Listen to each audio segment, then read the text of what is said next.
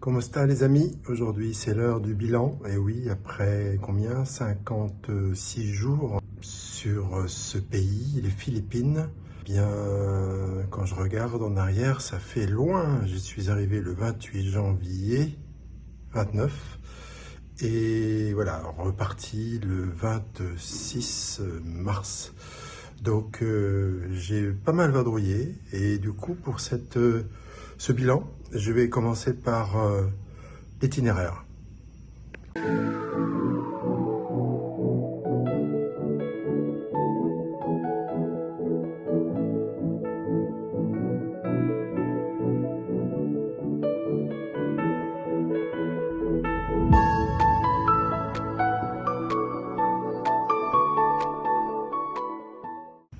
Je suis arrivé à La Hague complètement crevé, lessivé après des heures de vol et avoir couché dans l'aéroport de Manille sans pouvoir dormir. Et donc la ville, je l'ai appréciée plus ou moins, surtout que c'était très bruyant et très pollué. Et la première destination, ce fut Vigan. Et là, c'était sympa. C'était une ville à l'architecture coloniale espagnole bien conservée. Et vraiment, c'était très très sympa. Je recommande cette ville. Elle est particulière par rapport à tout ce que j'ai fait par ailleurs.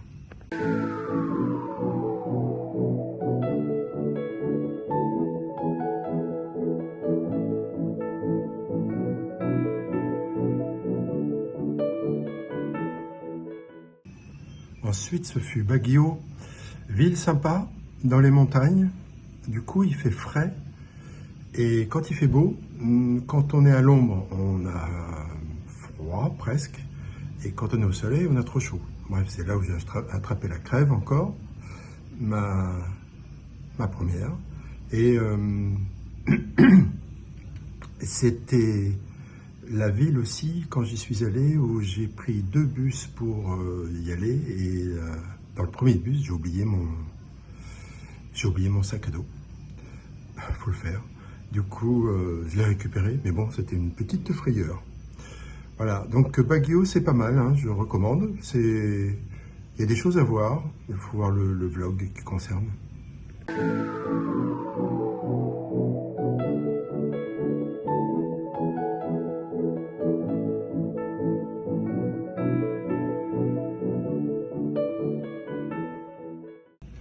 Ensuite, ce fut Banahaw. Alors là, on va aussi bien dans les montagnes, et malheureusement, ça crachouinait. C'était pas très agréable. Donc je suis arrivé le matin, très tôt, parce que c'était un bus de nuit. Et finalement, sous ce crachin, c'était bon. J'ai trouvé mon petit hôtel que j'avais réservé, donc j'ai pu prendre la chambre tout de suite, c'était bien. Mais je ne suis pas resté longtemps, tellement le temps m'intéressait pas. Puis de toute façon, ma destination, c'était pas Banahaw vraiment, c'était Batad, l'endroit où se trouvent les rizières reconnues par l'UNESCO comme patrimoine mondial de l'humanité. Et là, vraiment, ça vaut le coup. C'est vraiment beau. J'ai eu de la chance, il pleuvait pas quand j'y étais. Et quand je suis revenu sur Banahaw, il crachouinait encore. J'ai croisé beaucoup plus tard, j'ai croisé des Espagnols avec qui j'ai passé 2 ou 3 jours. Ils y sont allés ensuite. Et pareil, ils m'ont dit à Banahaw, ça crachouinait. C'était pas la bonne période.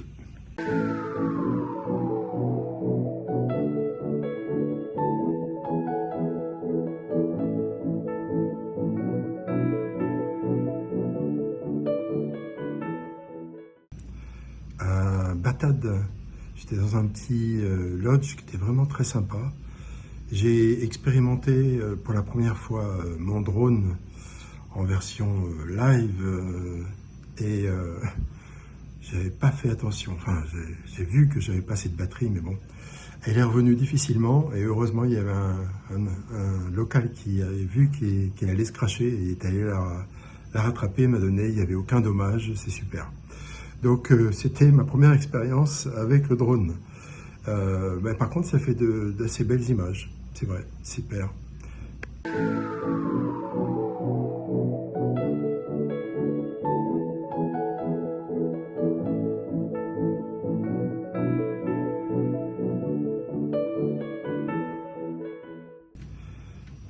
suis parti de Banaoué le soir. C'était un voyage en bus de nuit, pas très confortable. On était à Assise, c'était bon. Et on est arrivé, il était 2h30 du matin. 2h30 du matin. Donc je me suis demandé ce que j'allais faire. Si j'allais à mon hôtel, qui était réservé pour la nuit suivante, c'est sûr qu'ils m'auraient fait payer cette nuit-là, puis peut-être qu'ils n'avaient pas de place. Et si il fallait que je trouve quelque chose quoi, à faire. Alors je me suis installé à un moment donné dans un McDo, le repère des Occidentaux. Et finalement, j'ai décidé de visiter la ville. Voilà. Donc du coup, c'était sympa. Manille, on arrive le premier jour, on a toutes les idées reçues sur cette ville. Le deuxième jour, donc on n'est pas très à l'aise. Le deuxième jour, on commence à visiter un petit peu, etc.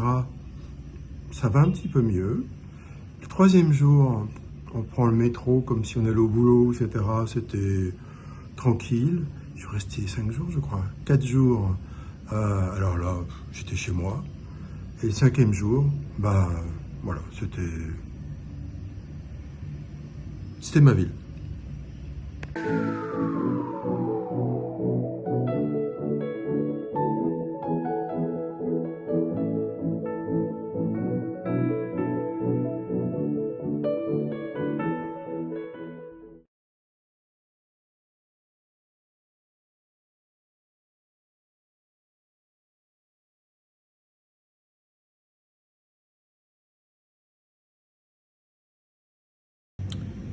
Je suis parti ensuite à Legazpi, une ville dans le sud de Luzon. Luzon, l'île principale où se trouve Manille et toutes les destinations que j'ai fait jusque-là. Donc elle se situe à sud-est et c'est là où il y a un volcan d'une forme,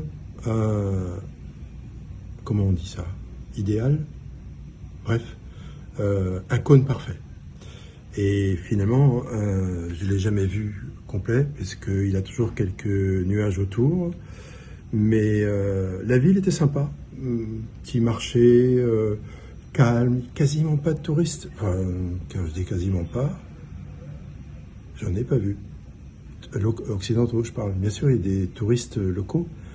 Les locaux se bougent beaucoup pendant les week-ends. Ils vont visiter un peu partout et du coup, quand on tombe sur un week-end, on peut s'attendre à du monde.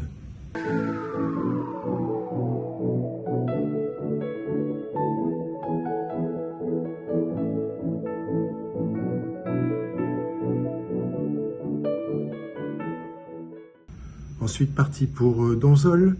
Et là, le minibus pour aller de Legazpi à Donsol, j'ai rencontré deux Espagnols qui faisaient le même chemin. Du coup, on est resté combien un jour, 2 jours, 3 jours 3 jours ensemble. En fait, on est arrivé à Donsol, on voulait voir les requins-baleines. Bon, on les a pas vus. On voulait voir les lucioles. On les a vus. On voulait repartir pour aller à une autre destination, mais il n'y avait plus de bateau. Enfin, il n'y avait pas de bateau le lendemain il fallait attendre le surlendemain. Donc on est resté ensemble, on a choisi un hôtel et puis on s'est baladé. Puis le hasard a fait qu'on nous a dit mais il y a quelque chose à voir au large, un banc de sable qui se découvre à la marée basse. On s'est dit go. Et c'est là où on a vu ce banc de sable qui était sympa. On est tombé sur des locaux, on a beaucoup discuté avec eux, ils sont vraiment charmants. Les locaux, c'est les Philippins, d'une gentillesse, je ne le dirai jamais assez. Et puis ensuite, une fois qu'on a visité ça, notre bateau était le lendemain. Eux allaient vers le nord, moi j'allais vers le sud. Du coup, on est resté en contact depuis avec leurs différents périples et le mien.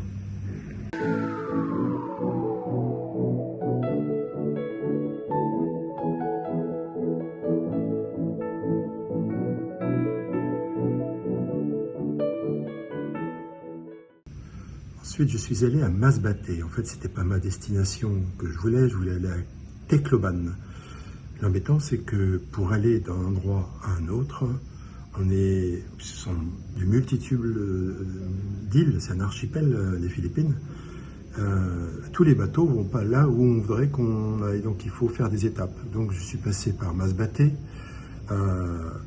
et là j'ai pris un ferry où il fallait dormir dans des dortoirs à l'air ouvert comme ça sur le bateau. Je suis arrivé tard le soir, 9h je crois. C'était l'enfer. Je crois que j'ai attrapé froid encore. Et puis après, il a fallu que je fasse Masbate et la prochaine destination.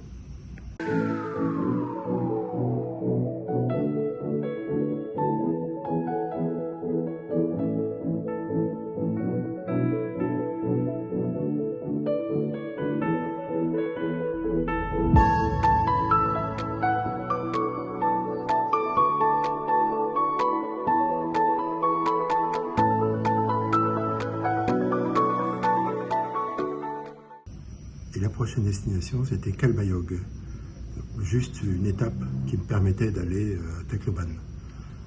Tacloban, j'avais vu qu'on avait des choses à faire. L'embêtant, c'est que depuis que j'étais à Masbate et Calbayog, et plus tard Tacloban, c'est qu'on recevait de la part du gouvernement, puisque j'ai une SIM locale, SIM card, des alertes de pluie, d'inondation.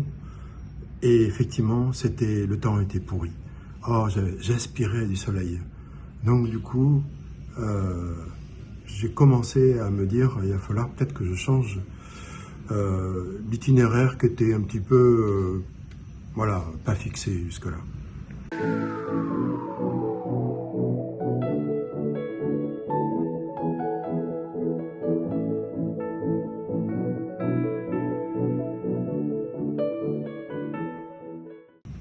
Tacloban, une ville, j'ai pas vu un seul touriste, hein, elle est très animée, elle est sur la mer, juste en face de l'île se trouve Samar, et Tacloban est sur l'île de Leyte.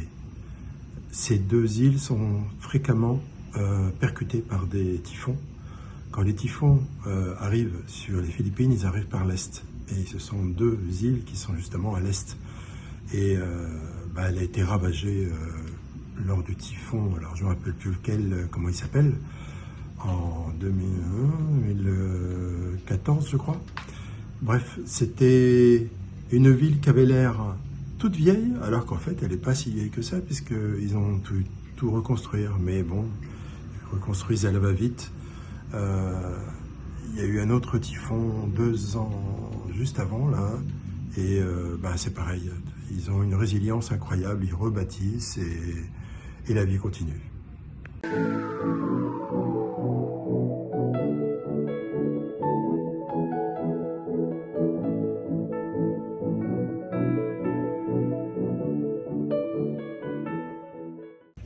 Ensuite, j'en ai eu un petit peu marre du mauvais temps, mais vraiment marre. Du coup, je me suis dit où je pourrais aller. Je regarde sur la météo et puis je regarde les différentes îles. Celle-ci, non, il fait toujours mauvais. Celle-ci, non. Ça. Ah, Bohol. Ils annoncent du beau temps là-bas. Allez hop, direction Bohol.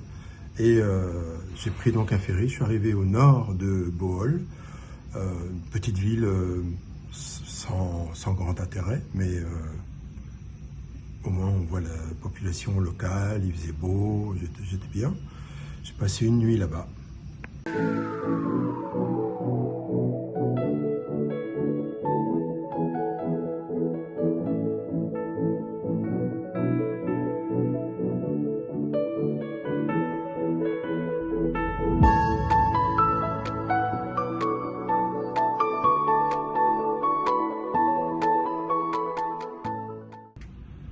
Ensuite, direction Panglao, qui est au sud de Bohol. Ça fait partie de Bohol, mais c'est une petite île qui est reliée par 2 ponts à Bohol, l'île principale. Et c'est l'endroit où il y a le plus de touristes, surtout tout au sud de Panglao. Il y a une plage, Aloha Beach, qui est très connu, mais il y a aussi surtout beaucoup d'activités en mer.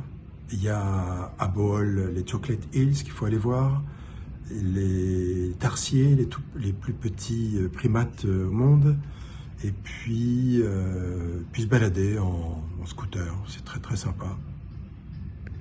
C'est d'ailleurs à Bohol que j'ai rencontré le couple français qui voyage. Ils ont vendu leur maison, ils ont acheté un sac à dos à la place et ils sont partis faire le tour du monde. Ça fait maintenant 3 ans qu'ils voyagent.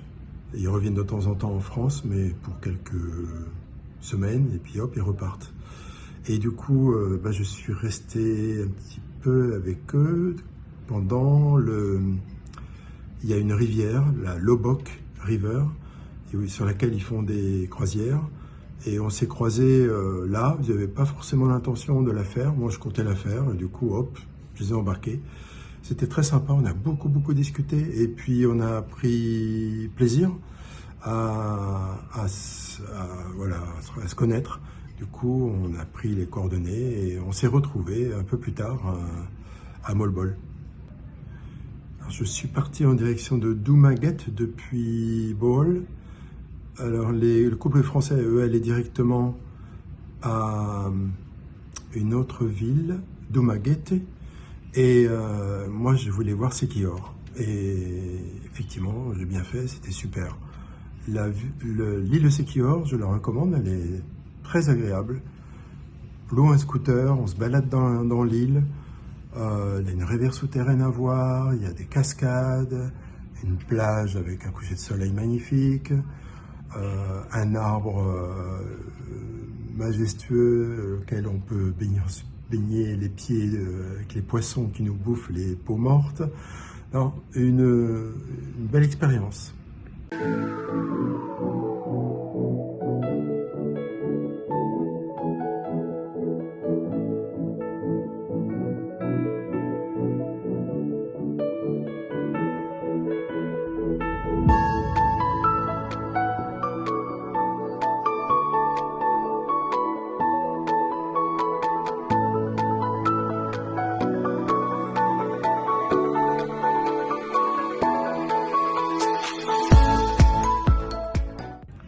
Ensuite, direction Dumaguete. Ce qui m'a donné l'idée d'y aller, c'était parce que justement le couple de Français y allait. Je me suis dit, tiens, il y avait des choses à voir.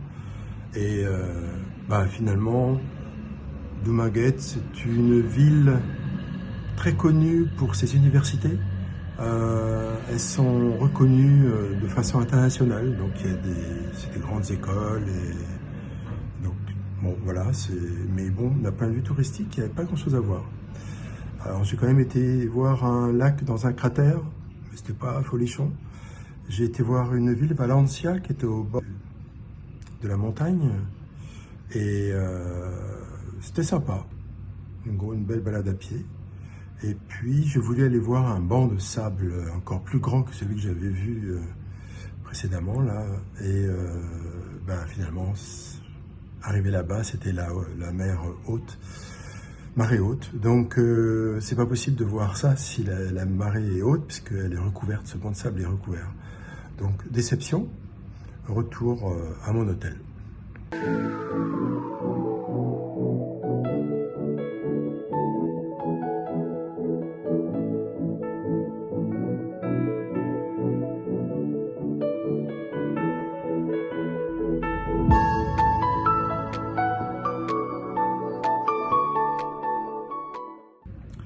Ensuite, après Dumaguete, direction Molbol. Et là, je comptais retrouver les couples de Français qui, eux, y étaient déjà, mais il restait encore une journée en commun.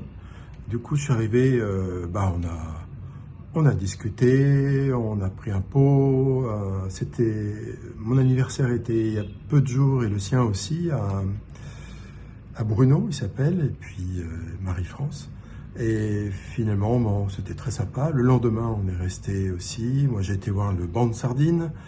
Je recommande, c'est sympa, c'est unique au monde, puisque le seul endroit ailleurs où on peut voir des bancs de sardines comme ça, c'est en Afrique du Sud, mais seulement pendant 2 mois de l'année, alors qu'à Molbol, c'est toute l'année. Ils sont toujours là. Donc finalement, c'est pas mal. faut louer aussi un scooter et puis se balader, c'est très sympa.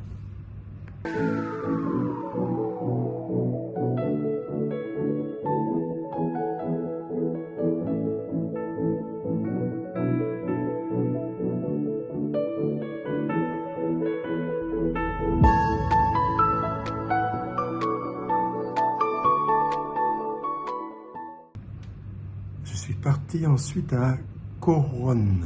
C'est depuis le Molbol, il faut prendre le bus et puis ensuite prendre l'avion qui atterrit à l'île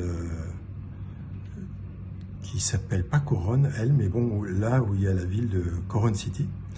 Et en fait, j'ai fait ça parce que Bruno et Marie-France m'avaient vraiment conseillé de faire l'expédition Seaquest de 3 jours et 2 nuits pour passer de Coronne à El Nido. Donc je me suis dit, allez, je le fais tout de suite, je ne vais pas attendre la fin.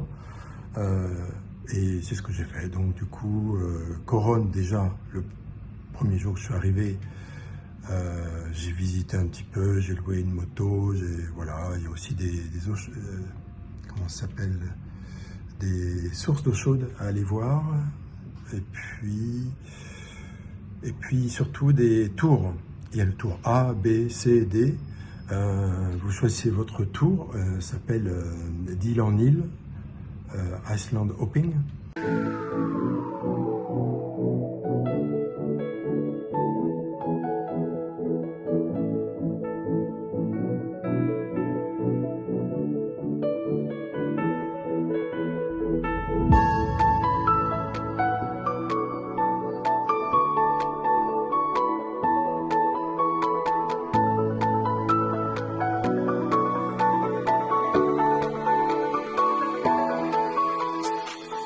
Moi, j'ai fait donc le tour C. Je suis parti au moment... Il faut partir tôt. Il faut prendre un tour privé, il faut partir tôt. Moi, j'ai pas eu de chance, je suis parti vers les 9 h. On faisait la queue derrière pour se garer. Les gros bateaux, ils sont très très difficiles, ils sont encombrants, très difficiles à garer. On prenait plus de temps à se garer et à repartir que de rester sur place. Enfin bref, ça n'a pas été une grande expérience pour moi, pour ce Iceland Hopping Tour C, mais je recommande de le faire n'importe qui y va, de le faire en tour privé. C'est un peu plus cher, mais alors vous partez plus tôt et vous profitez sans avoir tout ce monde.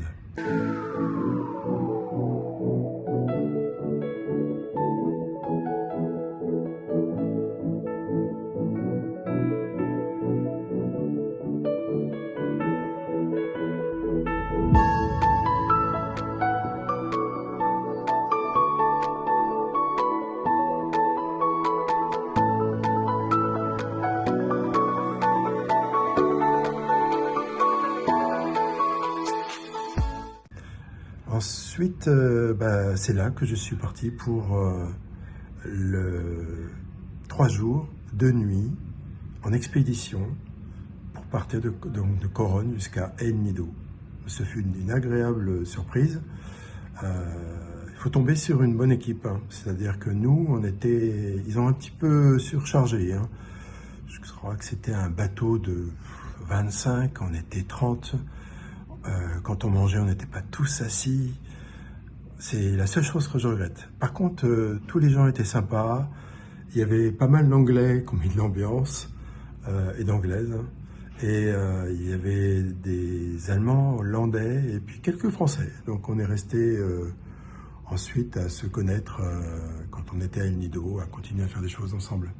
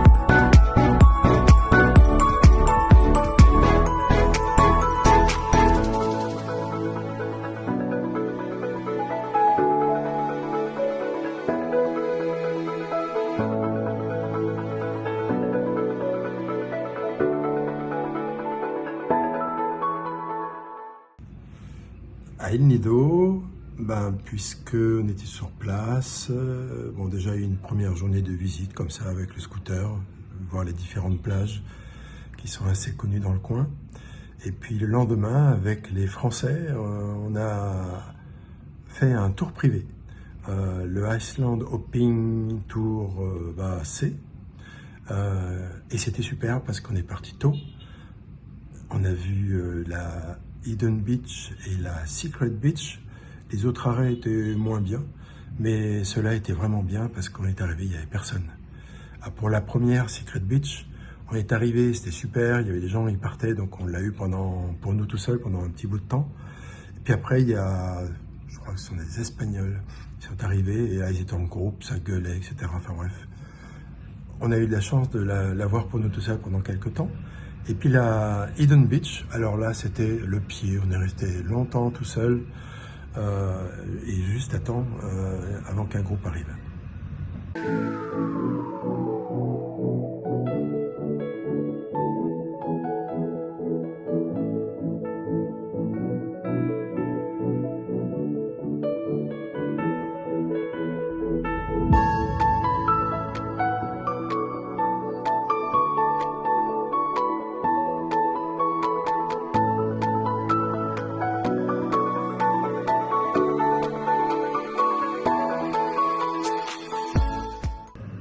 Ensuite, direction Port Barton. On en dit beaucoup de bien. Il y a beaucoup de bouche à oreille qui dit Port Barton, c'est cool, c'est chill. Vraiment, c'est pas trop touristique. Il faut y aller encore maintenant parce que après que ça deviendra un nido. Et je suis arrivé là-bas. Effectivement, c'est sympa. Il n'y a pas grand-chose à faire en fait. Voilà, il faut se relaxer, être sur la plage, boire un coup, manger. Enfin, il y a une plage, enfin 2 plages, Coco Beach et White Beach, qui sont allées à voir, mais alors le chemin était très peu praticable en scooter. Je l'ai quand même fait, mais pas très agréable. Mais bon, les plages, ouais, c'est vrai, elles sont belles. Il n'y a pas à dire. Et puis sinon, il n'y a pas grand-chose d'autre à faire. Si vous voulez vous éloigner un petit peu, à nouveau, c'est du chemin non goudronné, très caillouteux. Donc voilà. Moi personnellement, je pouvais y rester que 2 jours, ça me suffisait. Alors à Port Barton, j'ai retrouvé donc notre couple français des Yvelines, et avec Laurent, on a bu, enfin on est resté ensemble, on a bu un cocktail, et puis ensuite on a dîné ensemble, c'est très sympa. Et ensuite chacun, le lendemain, partait dans la destination qu'il avait choisie.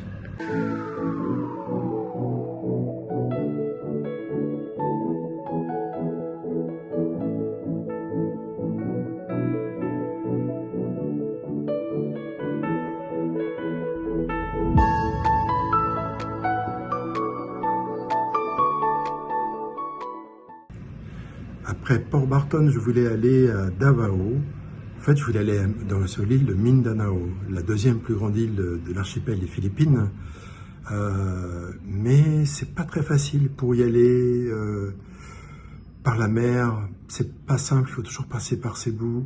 Et puis, bon, le mieux c'était de prendre l'avion, d'aller à Davao, et puis ensuite je verrai bien. C'est ce que j'ai fait. Donc je suis arrivé à Davao. J'ai pris un hôtel, j'y suis resté 3 nuits, et puis j'ai découvert le fameux aigle des Philippines, qui est le 2e plus grand en envergure, et avec une tête particulière. Qu'est-ce que j'ai fait? J'ai visité la ville, qui est très sympa. Il y avait un night market, la ville est au bord de l'eau, donc t'as des endroits qui sont un peu pauvres, bâtis de quasiment rien.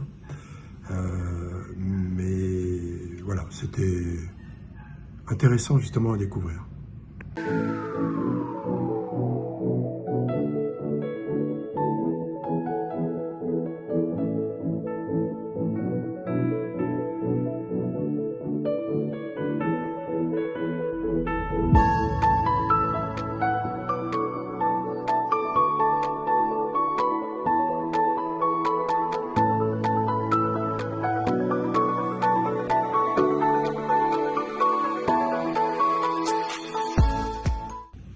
Ensuite, c'était le lac Cebu.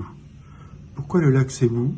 Parmi toutes les choses qu'il pouvait y avoir à faire sur l'île de Mindanao, c'est parce que dans le guide que j'avais, c'est le guide je ne me rappelle plus du nom, eh bien, il disait que c'était sympa, qu'on pouvait y voir des ethnies, parce que Mindanao est quand même l'île où il y a des ethnies, le plus d'ethnies, alors il y en a beaucoup hein, dans toute l'Indonésie, les Philippines, mais c'est l'endroit où ils ont gardé leur culture et où même l'île respecte tout à fait leur authenticité, leur différence. Voilà. Donc du coup, c'est ça qui m'attirait. Et le lac Cebu, j'y suis arrivé. J'ai pas eu de chance parce que la première journée, il pleuvait très fort le matin. J'ai été voir les Seven Falls, donc 7 cascades. Bon, j'en ai vu que 3 sur les 7. Je pense que ça doit être visible quand on prend la zipline. Ensuite, je me suis baladé à l'intérieur et j'ai pas vu de gens qui étaient habillés avec leurs costumes traditionnels. Je m'attendais à ça. En fait, pourquoi je m'attendais à ça? Quand j'étais au Vietnam, quand j'ai fait la boucle de Agiang, il y a un endroit où on dit il y a un marché, il y a toutes les ethnies locales, etc. Et je l'ai fait. C'était magnifique. Effectivement, ils tous habillés avec leurs propres costumes. Et ici, je m'attendais à ça. Pourquoi? Voilà, des idées préconçues. Et finalement, non. J'ai quasiment rien vu, si ce n'est des boutiques où on vend ce qu'ils fabriquent, des sacs, des différentes choses, des tissages. Mais voilà. Bon, par contre, le lac était beau, surtout le jour où je suis parti, parce qu'il faisait un beau temps, très beau temps.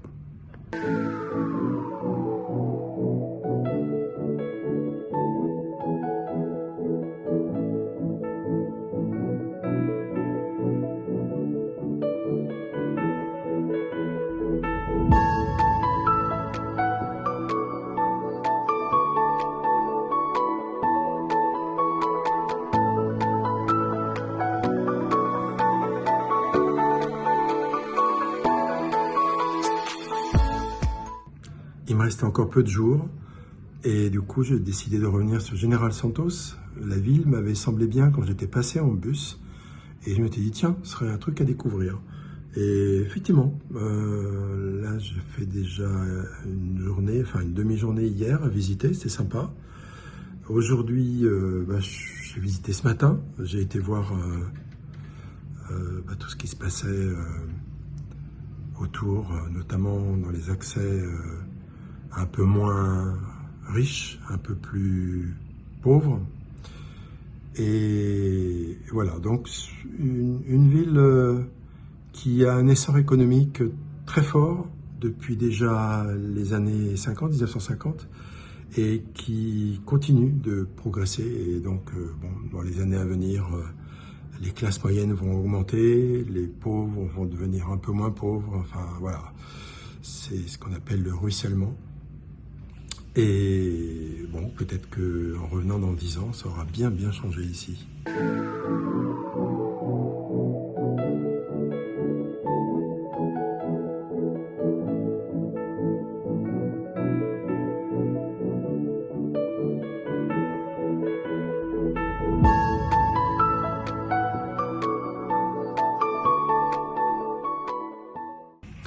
Et dernier jour, le 26 mars, eh bien, du coup, c'était le trajet pour revenir sur Davao. J'ai pas pris de vol depuis General Santos parce que tous les vols qui partaient de là, il fallait passer par soit Cebu, soit Manille. Or, je voulais un vol directement pour ma prochaine destination. Donc, du coup, le mieux, c'était d'aller à Davao. Donc, c'est ce que j'ai fait. Donc, la journée était plus axée sur le transport et arriver à l'aéroport et puis, voilà, un décollage.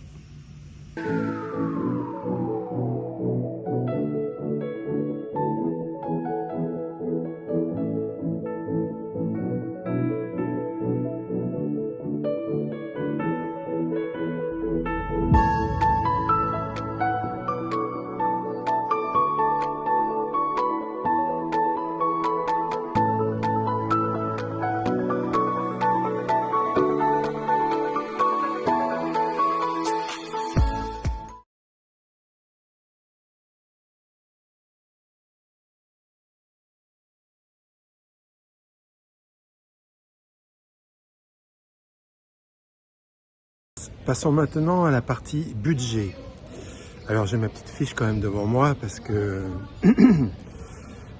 Alors, j'ai dépensé sur les 56 jours 115 000 pesos, ce qui représente 1850 euros. Ce qui fait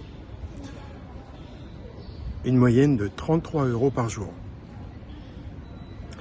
Alors, dedans, mais j'ai pas compté les visites, le requin-baleine, les lucioles, un sanctuaire, l'endroit où il y avait une langue de sable découverte, la Lobok River Cruise, la rivière souterraine, et puis les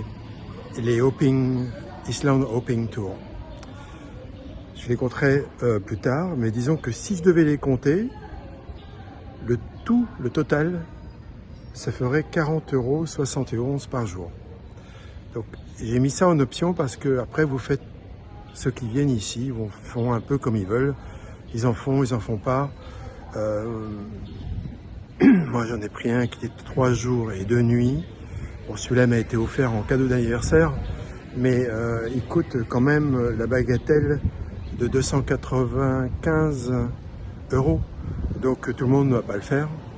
Disons que si vous voulez vivre transport, hébergement, nourriture, quelques petits aléas de ci, de là, des petites visites, eh bien ça ferait 33 € par jour. Alors moi, j'ai pas mangé non plus beaucoup parce que comme j'ai eu le problème de la courante, je pense que le budget nourriture devrait être un petit peu plus conséquent quand on est en meilleure santé et qu'on essaye tous les plats philippins. Alors allons-y, faisons une petite différenciation entre les dépenses. Alors 48% concerne l'hébergement. L'hébergement, ça m'a fait 876 €, ce qui fait à peu près en moyenne 16 € par jour. Concernant l'hébergement, il faut quand même dire que c'est pas top. Parmi les pays d'Asie du Sud-Est, c'est pas les meilleurs, je dirais même c'est les moins bons. En fait, ils ont des prix plus élevés que dans le reste de l'Asie du Sud-Est, mais avec un confort moindre. Il m'est arrivé souvent d'avoir des douches froides. Les prises électriques, elles sont encore, pour la plupart des hôtels que j'ai fait, en prise américaine, donc on va avoir l'adaptateur. Et puis, qu'est-ce qu'il y aurait d'autre? Le Wi-Fi. Alors le Wi-Fi, ça va, ça vient, ça dépend de où vous êtes. C'est pas top, on va dire, mais j'ai toujours réussi à faire monter mes vidéos tous les jours. Alors c'est pas des vidéos de 4K, hein, c'est juste des vidéos, voilà, assez basiques. Et puis qu'est-ce qu'il y avait d'autre? Le réseau. Quand on n'a pas de Wi-Fi, on utilise le réseau, ce que j'ai fait souvent. Et le réseau, même si j'avais une carte, une SIM illimitée 5G, même si ça m'affichait 5G et 4 bars, le maxi, eh ben ça ramait de temps en temps. Le réseau est bizarre. Bon, en dehors de ça, le logement, je l'ai réservé la plupart du temps via Booking ou via Agoda, l'un ou l'autre, selon que c'était celui qui était le moins cher. C'est pratique parce que la première nuit, je la réserve, j'arrive, et puis le lendemain, je peux éventuellement négocier avec l'hôtel pour payer moins cher, parce qu'ils n'ont pas des frais à payer à une plateforme. Donc ça marche la plupart du temps. Et de temps en temps, il y en a certains qui préfèrent qu'on renouvelle notre réservation via la plateforme. Qu'est-ce qu'il y a d'autre pour le logement? Ah oui, l'air conditionné. Bon, l'air conditionné, je ne l'ai pas eu tout le temps. Quand il y en a, des fois c'est bruyant, mais moi ça ne me dérange pas, je le mets jamais. Donc je mets le fan, le ventilateur. La plupart du temps, il y a toujours un ventilateur. Et voilà, j'essaye de ne pas le diriger vers moi pour ne pas m'attraper encore une crève. Ensuite, le deuxième poste de dépense, c'est les transports. 25% de mon budget était dedans. Ça représentait 461 €. Et dans les transports, alors là, on trouve de tout, hein. On trouve du bateau, du bus, du van, du jeepney, tricycle, et aussi l'avion qu'on va d'île en île, et puis le bateau, j'ai déjà dit. Donc tous ces moyens de transport, je les ai utilisés, et aussi le location de scooter d'ailleurs, j'ai inclus ça dedans. Et du coup, on peut dire que c'est pas très cher. On voyage pour vraiment pas cher. Si vous prenez des bus, c'est pas cher. Les vannes, un petit peu plus, mais c'est plus rapide. Les jeepneys, ça coûte rien du tout. Et les tricycles, bah là, ça dépend. Dans les endroits très touristiques, ils savent mettre les prix un petit peu plus haut. Donc voilà, il faut toujours essayer de savoir un petit peu avant. Ensuite, alors pour le scooter, ça peut varier de 300 pesos la journée à 500. Donc je vous mettrai ça en bas, l'équivalent. Alors, le troisième poste de nourriture, la nourriture, de dépenses, la nourriture, 21%.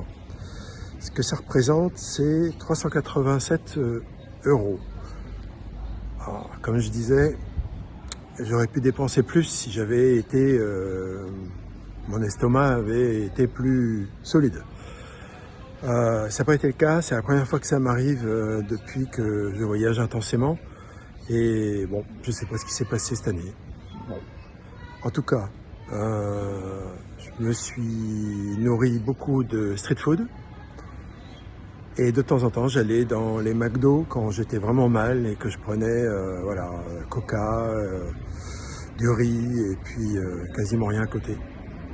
6% représente les activités.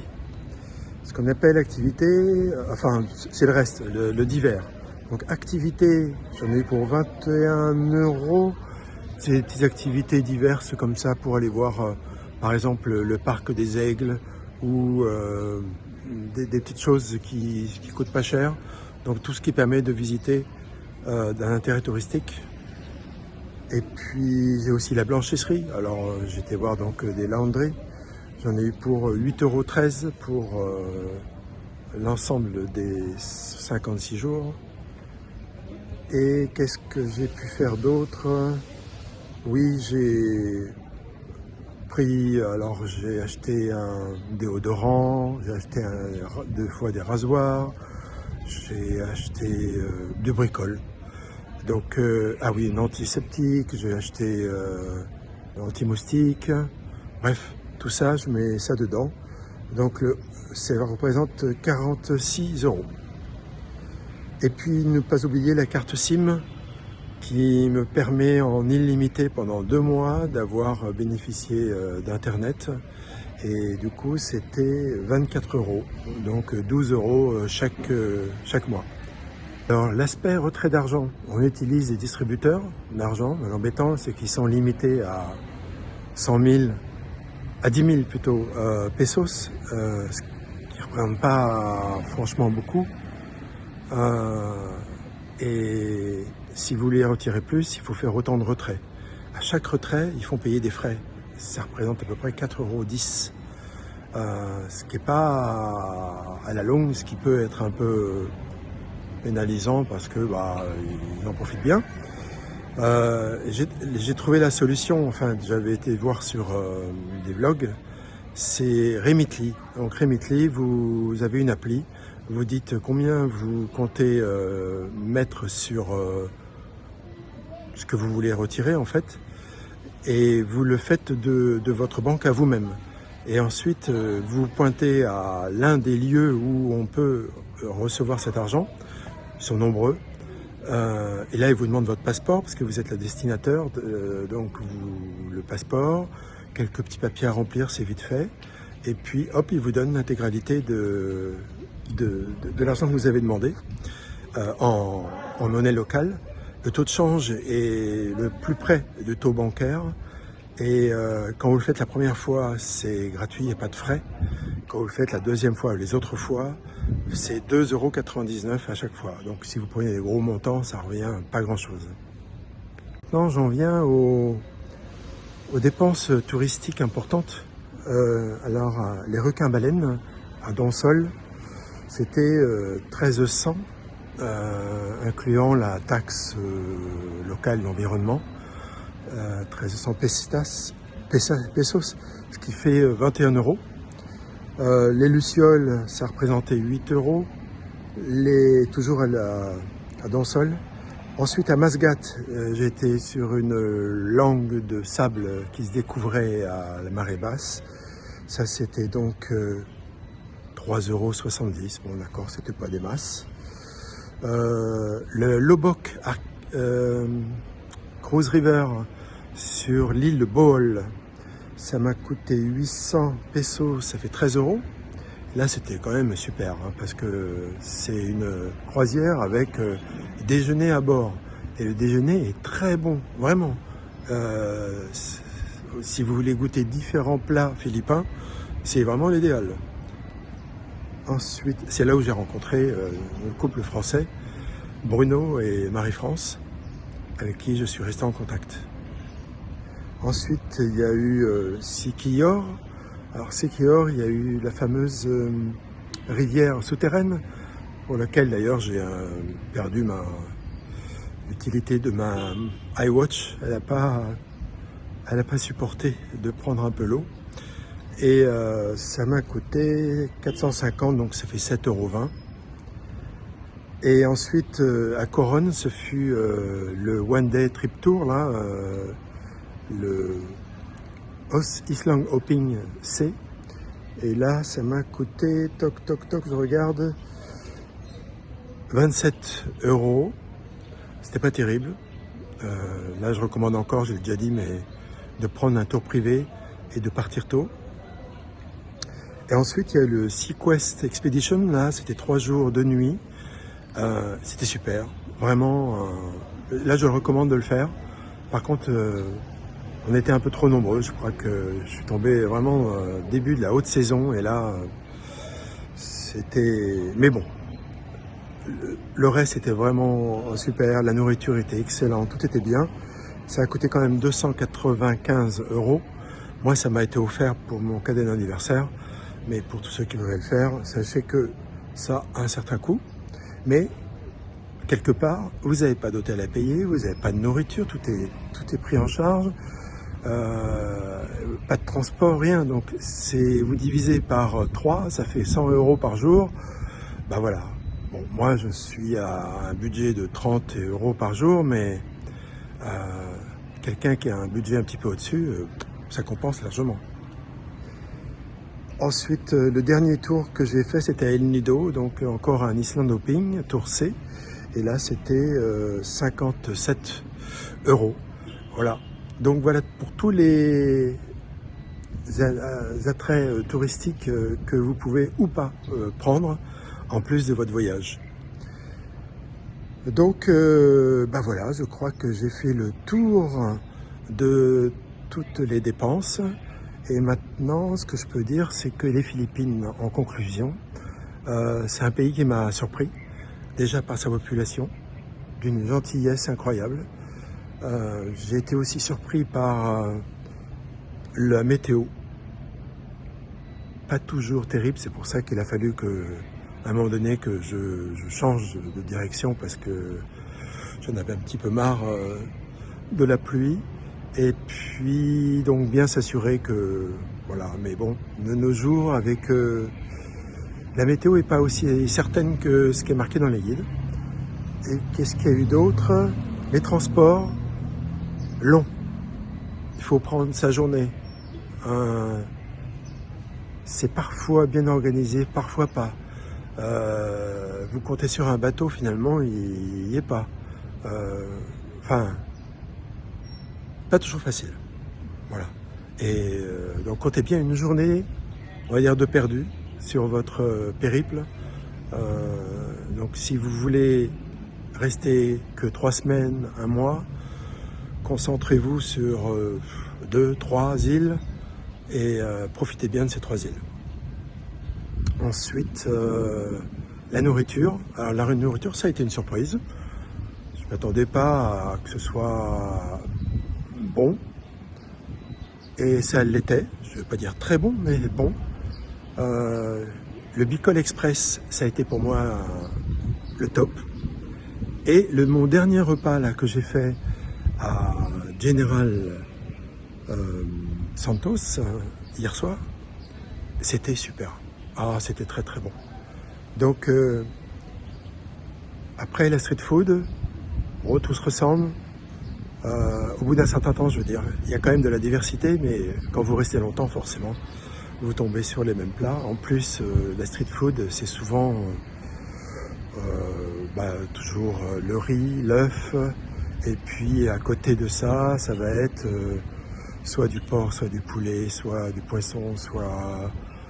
voilà, donc il y a déjà ça, et puis il y a quelques plats préparés qui sont pas mauvais. Voilà, que pourrais-je dire d'autre? L'empanada, dans le nord de Luzon. Bon, moi ça m'a pas emballé, c'est un peu gras, mais peut-être que je suis pas bien tombé. En plus, avec ma courante, j'ai dû me limiter sur certaines choses. Voilà. Dernière chose, parler l'anglais là-bas, c'est assez facile. Ils comprennent tous l'anglais, ils le parlent pas forcément tous bien, mais dans les grandes villes, c'est sûr qu'ils le parlent bien. Et en école, l'anglais est la seconde langue nationale, je dis bien nationale. La première, c'est Tagalog, et l'anglais est la deuxième. Et des fois, on dit qu'on parle de Taglish, parce que c'est un mélange de Tagalog et d'anglais. English, Tag, English. Et du coup, voilà, on n'a pas de mal à se faire comprendre quand on pratique l'anglais. Résumé général, j'ai adoré.